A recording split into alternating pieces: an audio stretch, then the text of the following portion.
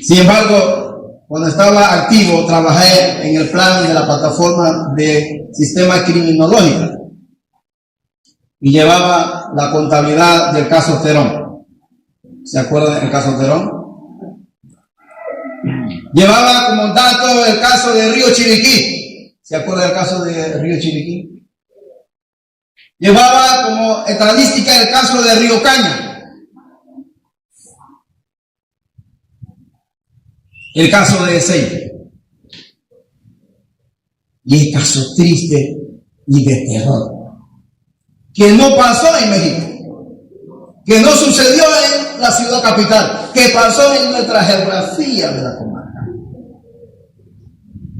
Por la ambición a poder, me permito decir, y con el respeto de mi jefa y de todo aquí, en 26 años se olvidaron de la seguridad comarcal, con el simple hecho de pelear poderes y mando.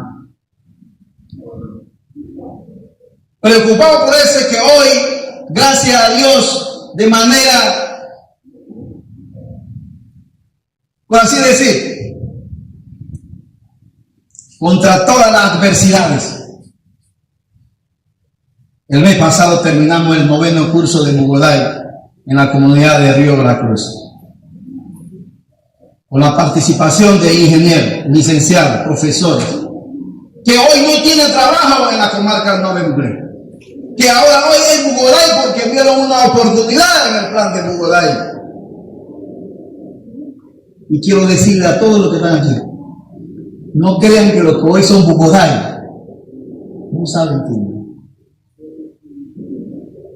Tenemos un grupo de profesionales de salud, educación, tecnología en el plan de seguridad del mundo. Y cuando estoy en todo, dice, me acerca un abuelo de 80 años y me dice a mí, ¿me vas a prohibir de entrar sin Bugoday? Y yo me paré firme y me saludé. Papá, eres parte de la seguridad.